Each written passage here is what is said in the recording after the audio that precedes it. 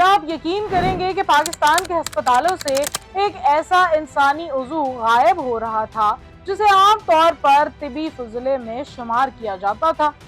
کیا واقعی اسے بیرون ملک کھایا جاتا ہے؟ کیا اس سے لاکھوں روپے کی مالیت کے اینٹی ایجنگ انجیکشن تیار کیے جاتے ہیں؟ اور آخر 3 چینی شہری پاکستانی ایجنٹس، ہسپتال، ایئرپورٹ اور سینکڑوں کلو انسانی پلیسنٹا سب ایک ہی کہانی میں کیسے جڑ گئے؟ ایف آئی اے نے 500 سے زائد کلو گرام پلیسنٹا برآمد کرنے کا دعویٰ کیا ہے، مگر اس کیس نے پہلے سے زیادہ سوالات کھڑے کر دیے ہیں۔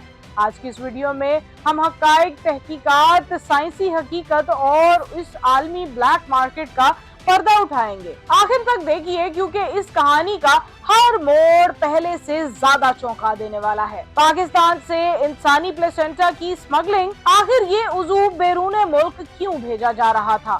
السلام علیکم ناظرین، ذرا تصور کیجئے اسلام آباد ایئرپورٹ پر ایک مشکوک کھیپ روکی جاتی ہے۔ پہلے تو سب کو لگتا ہے کہ شاید جانوروں کی کوئی مصنوعات ہوں، لیکن جب تفتیش آگے بڑھتی ہے تو انکشاف ہوتا ہے کہ ان بکسوں میں انسانی پلیسنٹا موجود ہے۔ یہ انکشاف صرف ایک سمگلنگ کیس نہیں بلکہ ایک ایسے بین الاقوامی نیٹ ورک کی طرف اشارہ کرتا ہے جس نے کئی نئے سوالات کھڑے کر دیے ہیں۔ آخر پلیسنٹا ہے کیا؟ یہ حمل کے دوران رحم مادر میں بننے والا ایک عارضی عضو ہے جو بچے کو آکسیجن، خوراک اور ضروری غذائی اجزاء فراہم کرتا ہے۔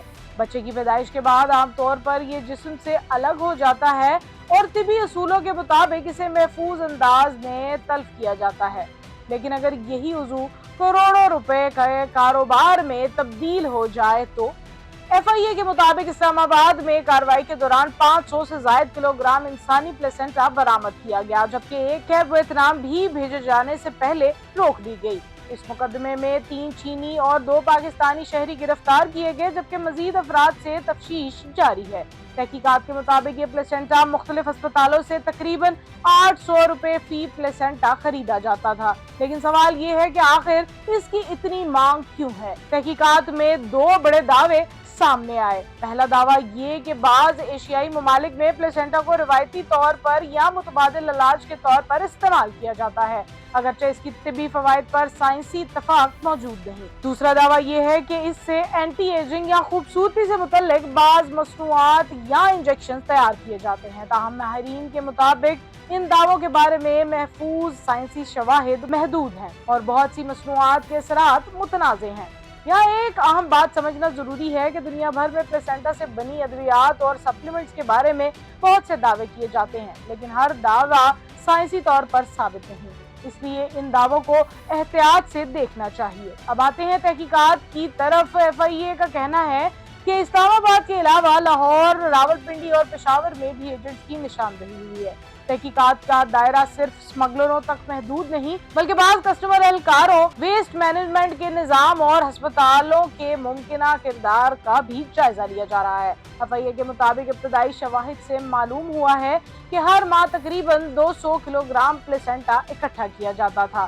اگر یہ دعویٰ درست ثابت ہوتا ہے تو سوال پیدا ہوتا ہے کہ یہ کام اتنے عرصے تک کسی کی نظر میں کیوں نہ آئے؟ کیا ہسپتالوں میں طبی فضلے کی نگرانی کا نظام کمزور ہے؟ کیا کسی نے مالی فائدے کے لیے قانون توڑا، یا پھر یہ ایک بین الاقوامی نیٹ ورک تھا جس نے نظام کی خامیوں سے فائدہ اٹھایا؟ مزید حیران کن بات یہ سامنے آئی کہ مبینہ طور پر پلیسنٹا کو بھیڑ کا پلیسنٹا ظاہر کر کے بیرون ملک بھیجا جا رہا تھا۔ اگر یہ الزام عدالت میں ثابت ہو جاتا ہے تو یہ صرف سمگلنگ نہیں بلکہ جعلی دستاویزات اور منظم بین الاقوامی فراڈ کا معاملہ بھی بن سکتا ہے۔ اب ایک اور اہم سوال، کیا پلیسنٹا کھانا واقعی فائدہ مند ہے؟ بعض ثقافتوں میں اس کا رواج ضرور موجود ہے، لیکن جدید طبی ادارے کہتے ہیں کہ اس کے فوائد کے واضح سائنسی ثبوت موجود نہیں، جبکہ انفیکشن اور دیگر طبی خطرات موجود ہیں۔ اسی لیے کئی ممالک میں انسانی پلیسنٹا کی تجارت سخت قوانین کے تحت محدود یا ممنوع ہے۔ پاکستان میں بھی اسے فروخت کرنا قانونی طور پر جائز نہیں۔ عدالت نے ابتدائی طور پر ملزمان کا محدود جسمانی ریمانڈ منظور کیا ہے، جبکہ مزید تفتیش جاری ہے۔ فورینسک رپورٹس اور عدالتی کارروائیوں کے بعد ہی یہ واضح ہو سکے گا کہ الزامات کس حد تک साबित होते हैं। इस पूरे केस ने कई बुनियादी सवालात हमारे सामने रख दिए हैं। क्या हमारे अस्पतालों में बायोलॉजिकल वेस्ट महफूज तरीके से तल्फ किया जा रहा है? क्या निगरानी का निजाम मौसर है? और क्या ये नेटवर्क सिर्फ पाकिस्तान तक महदूद था या इसकी जड़ें दूसरे ममालिक तक भी फैली हुई हैं? इन सवालात के जवाब आने वाले दिनों में तहकीकात और अदालतों के जरिए सामने आएंगे। नाजरीन, ये वाकया हमें याद दिलाता है कि मुनज़्ज़म जुराइम सिर्फ मुंशियात या असलहे तक महदूद नहीं, बल्कि अब इंसानी हयातियाती मवाद भी आलमी ब्लैक मार्केट का हिस्सा बनता जा रहा है। अब देखना ये है कि इस केस में मुलविस तमाम किरदार कानून के कटघरे में आएंगे या ये भी कई बड़े मुकदमात की तरह वक्त की गिर्द में दब जाएगा। आपकी क्या राय है? क्या पाकिस्तान में अस्पतालों के तिबी फजले की निगरानी मजीद सख्त होनी चाहिए?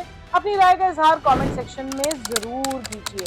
अगर आप ऐसी तहकीकाती, जियोपॉलिटिकल और आलमी खबरों पर मुबैना वीडियोस पसंद करते हैं तो चैनल को सब्सक्राइब और वीडियो को लाइक और बेल आइकन को जरूर दबाएं।